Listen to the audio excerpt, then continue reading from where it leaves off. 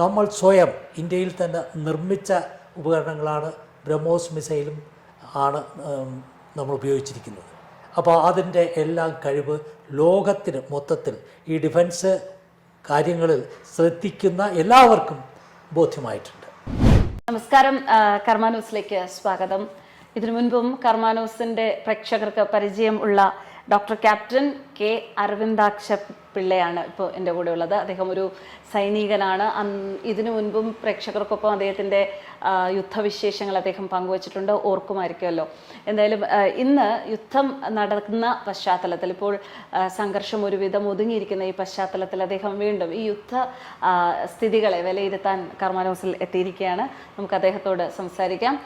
നമസ്തേ sir, വീണ്ടും അങ്ങേ നമ്മുടെ കർമ്മ ന്യൂസ് പ്രേക്ഷകർക്ക് മുന്നിൽ കൊണ്ടുവന്നതിൽ വളരെ സന്തോഷം. നമുക്ക് ശരിക്കും പറഞ്ഞു കഴിഞ്ഞാൽ യുദ്ധം ഒരു ആസന്നമാകുന്ന സാഹചര്യം, അവസരത്തിലൊക്കെ എല്ലാവരും കേൾക്കാൻ ആഗ്രഹിക്കുന്നത് ഈ മേഖലയിൽ നിന്നുള്ള ആൾക്കാരുടെ വാക്കുകളാണ്. ഇപ്പോൾ ഏകദേശം യുദ്ധം ഒന്നൊതുങ്ങിയിരിക്കുന്ന ഈ അവസരത്തിൽ അങ്ങേക്ക് എന്ത് തോന്നുന്നു? ഭാരതത്തിന് അഭിമാനിക്കാവുന്ന ഒരു വിജയമാണോ? കർമ്മ ന്യൂസിന് പ്രത്യേകം നന്ദി. ആദ്യമായിട്ട് ഇന്ത്യൻ സൈനികർക്ക് മൊത്തത്തിൽ ഞാൻ നന്ദി രേഖപ്പെടുത്തുകയാണ്. ഇപ്പോൾ ഞാനൊരു മുൻ സൈനികൻ എന്നുള്ള നിലയിൽ ഇത്രയും മികച്ച ഒരു പ്രകടനം നമുക്ക് ഇതുവരെ കാഴ്ചവെക്കാൻ സാധിച്ചിട്ടില്ല. പക്ഷേ ഇപ്പോൾ നമ്മുടെ 3 സേനകളും, പ്രത്യേകിച്ചും എയർഫോഴ്സും ആർമിയും ഒത്തുചേർന്ന് നമ്മുടെ കരുത്ത് കാണിച്ചിരിക്കുകയാണ്. ഈ കരുത്ത് ഏറ്റവും കൂടുതൽ ബോധ്യപ്പെട്ടിട്ടുള്ളത് പാകിസ്ഥാനും ചൈനയ്ക്കുമാണ്. ഇത് പറയുമ്പോൾ തന്നെ നമുക്ക് മറ്റൊരു കാര്യം കൂടി പരിഗണിക്കേണ്ടി വരുന്നു. അതായത് ഈ യുദ്ധത്തിൽ നമ്മൾ പാകിസ്ഥാൻ്റെ 8 സൈനിക കേന്ദ്രങ്ങൾ ആക്രമിച്ചിരിക്കുകയാണ്. കടന്നുകയറി ഏതാണ്ട് 1000 കിലോമീറ്റർ ഉള്ളിൽ കടന്ന് പാകിസ്ഥാൻ്റെ തലസ്ഥാനമായ റാവൽപിണ്ടിക്ക് അടുത്ത് ചെന്നിട്ടാണ് അവർ നമ്മൾ അടിച്ചത്. അപ്പോൾ നമ്മുടെ കഴിവ്, നമ്മുടെ സൈന്യത്തിൻ്റെ കഴിവ്, നമ്മുടെ യുദ്ധ ഉപകരണങ്ങളുടെ കഴിവ്, അതും നമ്മൾ സ്വയം ഇന്ത്യയിൽ തന്നെ നിർമ്മിച്ച ഉപകരണങ്ങളാണ് ബ്രഹ്മോസ് മിസൈലും ആണ് നമ്മൾ ഉപയോഗിച്ചിരിക്കുന്നത്. അപ്പോൾ അതിൻ്റെ എല്ലാം കഴിവ് ലോകത്തിന് മൊത്തത്തിൽ ഈ ഡിഫൻസ് കാര്യങ്ങളിൽ ശ്രദ്ധിക്കുന്ന എല്ലാവർക്കും ബോധ്യമായിട്ടുണ്ട്. അതേസമയം തന്നെ നമ്മൾ ഓർമ്മിക്കേണ്ട മറ്റൊരു വശം, ഇത്രയും ക്രൂരമായ നിന്ദ്യമായ ആക്രമണം നമുക്ക് ഇന്ത്യക്കെതിരായിട്ട് നടത്തിയ പാകിസ്ഥാനെയോ അതിൻ്റെ ടെററിസ്റ്റിനെയോ അപലപിക്കാനായിട്ട് ഏതൊക്കെ രാജ്യങ്ങൾ മുന്നോട്ട് വന്നു എന്നുള്ളതാണ്. ജപ്പാൻ, ഇസ്രായേൽ, റഷ്യ, ഈ 3 രാജ്യങ്ങൾ മാത്രമാണ് ഇന്ത്യക്ക് തുറന്ന സപ്പോർട്ട് നൽകിയിട്ടുള്ളത്. ബാക്കിയുള്ള എല്ലാ രാജ്യങ്ങളിലും, പ്രത്യേകിച്ചും നമ്മുടെ സുഹൃത്തുക്കൾ എന്ന് പറയുന്ന USA, Australia, UK, European union, Germany, Italy, ഈ രാജ്യങ്ങളൊക്കെ മൗനം പാലിക്കുകയാണ് ചെയ്തത്. ഇത് കാരണങ്ങളുണ്ട്.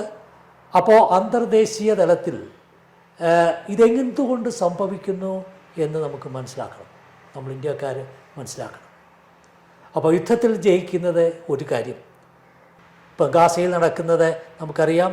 അപ്പോൾ ഇസ്രായേലിനെതിരായിട്ടുള്ള വലിയ ശക്തമായ ഒരു പ്രചരണം സിവിലിയന്മാർ കൊല്ലപ്പെടുന്നു എന്നാണ്. അപ്പോൾ ഇതിൻ്റെ പിന്നിലുള്ള കാരണം ഈ ഹമാസിനെ പോലെ തന്നെയാണ് പാകിസ്ഥാനും പെരുമാറുന്നത്. അതായത് പാകിസ്ഥാനിലുള്ള എല്ലാ ടെററിസ്റ്റ് ക്യാമ്പുകളും തിരക്കേറിയ സിവിലിയൻ മേഖലകളിലാണ് അവർ വെച്ചിരിക്കുന്നത്. കാരണം സിവിലിയൻസിനെ മറയായിട്ട് വെച്ചുകൊണ്ടാണ് ഈ ടെററിസ്റ്റ് ക്യാമ്പുകൾ പ്രവർത്തിക്കുന്നത്. അപ്പോൾ നമ്മൾ അടിച്ചു കഴിഞ്ഞാൽ അത് സിവിലിയൻസ് കൊല്ലപ്പെടും, അതിനെ പ്രചരണമായിട്ട് ഉപയോഗിക്കാം. എല്ലാ ടെററിസ്റ്റ് ക്യാമ്പുകളിലും അവർ പള്ളികൾ, മുസ്ലിം പള്ളികൾ സ്ഥാപിച്ചിട്ടുണ്ട്. ആ പള്ളിയുടെ ഭാഗങ്ങൾ നശിച്ചു വീണാൽ, മിനാററ്റ് നശിച്ചു വീണാൽ അതിൻ്റെ ഫോട്ടോ എടുത്ത് അന്തർദേശീയ രംഗത്ത് കാണിക്കാനാണ് അവർ ശ്രമിക്കുന്നത്. അപ്പോൾ ഇത് ലോകത്ത് മറ്റുള്ളവർക്കൊന്നും അറിഞ്ഞുകൂടാ, പ്രത്യേകിച്ചും വെസ്റ്റേൺ മീഡിയയ്ക്ക് ഇതൊന്നും അറിഞ്ഞുകൂടാ. അവർക്കറിയാൻ താല്പര്യവുമില്ല. ഇപ്പം ഞാൻ പാശ്ചാത്യ രാജ്യങ്ങൾ USA, കാനഡ, യൂറോപ്യൻ യൂണിയനിലുള്ള എല്ലാ രാജ്യങ്ങളും യാത്ര ചെയ്തവരാണ്. അപ്പോൾ ശരാശരി ഒരു ഇംഗ്ലീഷുകാരൻ ഇന്നും ഇന്ത്യക്കാരെ കാണുന്നത് അവരുടെ സൂര്യനൊടുങ്ങാത്ത സാമ്രാജ്യത്തെ നശിപ്പിച്ചത്, അത് നശിപ്പിക്കാൻ മുൻകൈയെടുത്ത് ലോകത്തിറങ്ങി വിജയിച്ചത് ഇന്ത്യക്കാരാണ്. ആ ശത്രുതാ മനോഭാവം ഇപ്പോഴും അവർ വെച്ചു പുലർത്തുകയാണ്. അപ്പോൾ ലണ്ടനിൽ നിന്ന് പ്രസിദ്ധീകരിക്കുന്ന ഇംഗ്ലീഷ് പത്രങ്ങൾ ഈ യുദ്ധത്തെ എങ്ങനെ കൈകാര്യം ചെയ്തു എന്ന് നോക്കിയാൽ തന്നെ നമുക്കിത് മനസ്സിലാവും. ആദ്യത്തെ 4 ദിവസം നമ്മുടെ വിമാനങ്ങൾ ഒരു കേടും കൂടാതെ തിരിച്ചു വന്നു. കനത്ത നാശനഷ്ടങ്ങൾ പാകിസ്ഥാനിലുണ്ടായി. അവരുടെ മിലിറ്ററി ബേസ് തന്നെ നമ്മൾ ആക്രമിച്ചു. പാകിസ്ഥാൻ ഞെട്ടിപ്പോയി, അവർക്കൊന്നും ചെയ്യാൻ സാധിച്ചില്ല. പക്ഷേ ഈ പാശ്ചാത്യ മാധ്യമങ്ങളെല്ലാം അവർ കാത്തിരിക്കുകയായിരുന്നു ഇന്ത്യക്ക് അനുകൂലമായിട്ട്. ഇന്ത്യയുടെ വിജയഗാഥ അവർ തീർച്ചയായും നമസ്കരിച്ചു. അവസാനം റോയിട്ടറിന് ഒരു റിപ്പോർട്ട് കിട്ടി. അത് പാകിസ്ഥാൻ ഡിഫൻസ് മിനിസ്റ്ററുടെ ഒരു പ്രസ്താവനയാണ്. അതായത് നമ്മുടെ ഒരു റഫാൽ വിമാനവും ഒരു മിറാഷ് വിമാനവും തറപറ്റി എന്നുള്ള ഒരു റിപ്പോർട്ട്. അത് റോയിട്ടർ കോട്ട് ചെയ്തിരിക്കുന്നത് പാകിസ്ഥാൻ ഡിഫൻസ് മിനിസ്റ്ററെയാണ്. പാകിസ്ഥാൻ ഡിഫൻസ് മിനിസ്റ്ററോട് ഈ റിപ്പോർട്ട് എവിടെ നിന്ന് കിട്ടിയെന്ന് ചോദിച്ചപ്പോൾ സോഷ്യൽ മീഡിയയിൽ നിന്ന് കിട്ടിയെന്നാണ് അദ്ദേഹം പറഞ്ഞത്. അപ്പോൾ നമ്മൾ ഓർത്തുകൊള്ളണം. അപ്പോൾ ഈ റിപ്പോർട്ട് വന്നതോടുകൂടി അമേരിക്കയിലും ഓസ്ട്രേലിയയിലും UK യിലും യൂറോപ്യൻ യൂണിയനിലുള്ള എല്ലാ പത്രങ്ങളും ആഘോഷിക്കുകയായിരുന്നു. എല്ലാ ടെലിവിഷൻ ചാനലിലും മിനിറ്റ് വിട്ട് അവിടെ കാണിച്ചു കൊണ്ടിരുന്നത് നമ്മുടെ ഇന്ത്യയിലെ 2 വിമാനങ്ങൾ തറപറ്റി എന്നുള്ള ഒറ്റ വാർത്തയാണ്. മറ്റു കാര്യങ്ങളൊന്നും അവർ കാണിച്ചില്ല. അടുത്തൊരു കാര്യം, ഇപ്പോൾ നമുക്ക് അമേരിക്ക നമ്മൾ ഏറ്റവും സൗഹാർദ്ദം കാണിക്കുന്ന, വാക്കാൽ കാണിക്കുന്ന ഒരു രാജ്യമാണ്. വാക്കാൽ കാണിക്കുന്നതെന്ന് ഞാൻ അടിവരയിട്ട് പറയുന്നു, പക്ഷേ പ്രവൃത്തിയിൽ കൂടെയല്ല. ഉദാഹരണം, പാകിസ്ഥാൻ ഈ സന്ദർഭത്തിൽ അവർ ആദ്യം ചെയ്തത് IMFിൻ്റെ ലോൺ കൊടുക്കുകയായിരുന്നു. $2.3 ബില്യൺ, ഒരു വലിയ സാമ്പത്തിക സഹായമാണ് ഈ സന്ദർഭത്തിൽ. അതായത് നമ്മുടെ ടെററിസ്റ്റുകൾ നമ്മുടെ പുൽവാമയിൽ ആക്രമിച്ചതിന് ശേഷം ആണ് ഈ പണം അവർക്ക് കൊടുക്കുന്നത്. ഇതൊരു പ്രോത്സാഹനമല്ലേ? അമേരിക്കയ്ക്ക് 9/11 കൊണ്ടത് മതിയായില്ലേ? ഇനി എത്ര 9/11 കിട്ടിയാൽ അമേരിക്ക പഠിക്കും എന്നുള്ളതാണ് അമേരിക്കക്കാർ ചോദിക്കേണ്ട ഒരു ചോദ്യം. കാരണം അമേരിക്കയിൽ 9/11 ആസൂത്രണം ചെയ്ത ഒബാമ ബിൻ ലാഡൻ ഒളിച്ചിരുന്നത് പാകിസ്ഥാനിലാണ്. വർഷങ്ങളോളം പാകിസ്ഥാൻ കൈമലർത്തി.